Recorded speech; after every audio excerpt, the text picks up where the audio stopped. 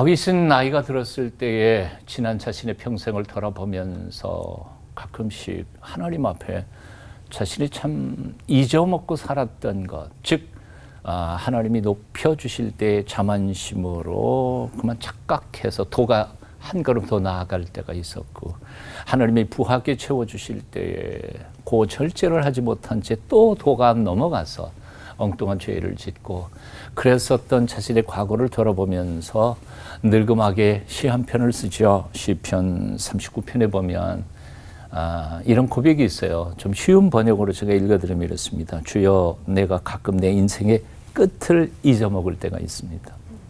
내가 가끔 내가 얼마나 연약한 존재인지를 잊을 때가 있습니다. 하나님 앞에서는 인생이 겨우 손바닥 넓이만한 존재인 것을 잊어먹고 삽니다. 인생이 든든히 섰다는 그때에도 실은 그 모든 것 별 볼 일 없다는 것을 저는 자주 잊어버리고 삽니다. 그러니 여호와여, 나의 종말을, 나의 연약함을 깨닫고 살게 하소서. 아멘. 참 멋진 기도예요. 어떻게 보면 다윗은 높은 자리에 있으면서도 낮아지려고 애쓰면서 살았던 사람이에요. 실수도 많이 했지만 누구보다도 부했으면서도 가난한 마음으로 살고 싶어 했어요. 많이 알고 배웠고 시도 많이 썼지만 가장 겸손하고 무식한 사람처럼 살려고 노력했던 사람이 다윗이죠. 이렇게 자신의 한계, 자신의 분수 넘어서서는 안 되는 선을 지켜가는 것을 사도 베드로는 셀프 컨트롤이라는 거죠. 셀프 마스터리라고도 표현하고요. 자기 자신에게 주어진 선을 넘어가지 않도록 자신을 통제하는 거, 이게 절제인 거죠. 사도 베드로는 두 번째 편지 속에서 이런 글을 씁니다. 베드로 후서에 보면 믿음만으로는 부족합니다. 믿음의 덕을 세워야 합니다. 믿음과 덕만으로는 부족합니다. 그 위에 지식을 더해야 합니다.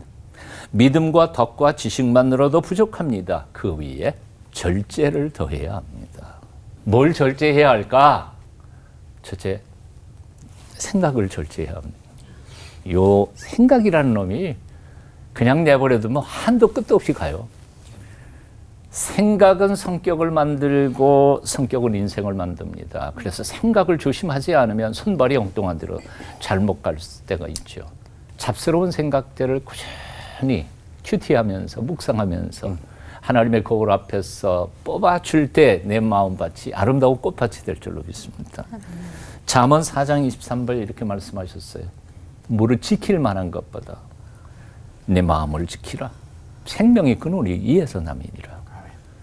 지켜야 할 거 많아요. 돈도 있고 명예도 있고 이름도 있고 뭐 다 있지만, 그러나 내 마음 하나 빼앗겨버리면 내 인생 전체가 다 끝장나 버리는 거니까 생각의 절제를. 두 번째는 말의 절제입니다. 이 혀가 얼마나 힘든지요.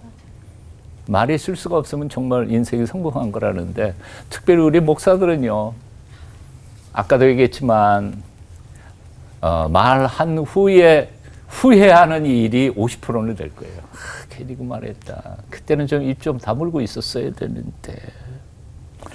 마태복음 12장 36절에서 예수님이 이렇게 말씀하셨어요. 내가 너희에게 이르노니 사람이 무슨 무익한 말을 하든지 심판날에 이에 대하여 신문을 받으리니, 신문을 어떻게 받냐면 내 말로 의롭다함을 받고 내 말로 정죄함을 받으리. 내가 한 말이 기준이 되어서 그 말이 나를 공격하게 될 것이라는 거죠. 아주 무서운 말씀이에요. 내가 지금 무의식적으로 내뱉는 그 말이 결국 심판날에 공중에서 딱 들려오면서 나를 심판하게 될 것이라는 거죠. 세 번째, 하나님이 우리에게 주신 후한 자원들을 절제해야 합니다. 자원 너무 많아요. 안 가진 것, 가난한 것 같지만 우리에게 엄청나게 많이 주셨어요. 그러니까 뭐 시간 우리에게 주셨잖아요. 시간도 절제하지 않으면 뭐 그냥 끝도 없이 가버릴 수 있으니까. 달란트, 재능, 재물, 사랑하는 사람들과의 관계 등등등등. 아무리 많은 돈도 낭비하면 모자라고, 적은 돈도 아껴 쓰면 남는 법이니까요. 글 하나 읽어드리고 제가 기도하겠습니다. 한 여성의 이야기. 그녀는 보름에 한 번씩 며느리의 가계부를 검사했다. 옛날 사람이니까 그런 거예요. 요즘은 안 되죠. 콩나물과 두부 연필과 공책값도 철저히 체크했다. 결혼식 때 입었던 예복을 50년 동안 입었다. 손자들의 속옷을 기워주는 것이 그의 취미였다. 그녀의 유언은 내가 죽은 후에 나를 위해 꽃을 장식하지 마라. 그리고 1달러를 황금채로 맡겨라였다. 세수한 물로 머리 감고 머리 감은 물로 세탁하고 세탁한 물로 걸레 빨고 걸레 빠른 물로 화단에 뿌렸다. 절제와 청빈의 상징인 이 여인은 이승만 대통령의 영부인 프란치스카였다. 오늘 이 부요의 세상에 우리가 어떻게 살아야 할지를 가르쳐주는 하나의 경고가 아닐까 생각해 봐요. 기도하겠습니다. 주님, 힘 있다고 함부로 쓰지 않게 하시고 아멘. 돈 있다고 낭비하지 않게 하시고 좀 안다고 교만하지도 않게 하여 주시고 건강하다고 자만하지도 않게 하옵소서. 예수님의 이름으로 기도합니다. 아멘. 아멘. 아멘.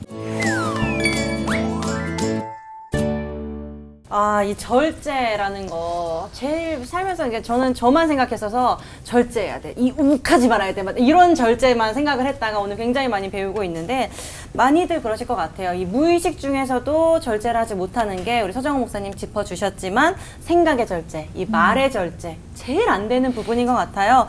그래서 우리 서정훈 목사님께서 질문 드려보겠습니다. 이 의식을 하지 않아도 떠오르는 무수한 이 생각의 홍수와 나도 모르게 벌써 뱉어버린 이 말의 홍수 속에서 잠식 당할 것 같을 때 목사님은 어떻게 하셨는지 그 노하우를 조금 나눠주시면 좋겠습니다. 노하우 없어요. 그냥 노력하는 거. 요즘에 유행하는 게 있다면서요. 멍때림. 네. 멍때림. 이거는 영성 훈련 쪽에서 생각해봐도 참 좋은 방법이다 그런 생각이 들어요. 마음을 비운다 그렇게 표현을 하는데 마음 비운다고 해서 비워지는 건 아니거든요. 그래서 가끔씩 저 금붕어나 이렇게 하는 거 보면서 그냥 아무 생각하지 말고 그놈 이렇게 수영하는 거를 멍 때리면서 바라보는. 또 저희 교회 건축가 중에 아주 세계적인 건축가 한 분 계신데 그 양반 저 시골 집에 보면 멍 때림 숲을 만들어 놨어요. 조그맣게 100평 정도 되는데 거기 벤치 하나 해놓고 거기다 십자가 조그맣게 이렇게 해놓고 거 앉아가지고 그냥 옆에 있는 개울물 절절 흘러내려가는 거 보고 하늘 소리 보고 숲속이니까요. 가끔은 이런 방법도 해봐요. 저도 머리가 너무 복잡하면 그냥 방문 박차고 집을 나가요. 나가서 그냥 아무 생각 없이 대학로 지나가는 사람 얼굴 보고 애들 보고 그 생각에 집중하면 정신없어. 그러니까 한 바퀴 빽 한 30분 돌고 오면 많이 맑아져 있어요. 그러니까 멍 때린 방법.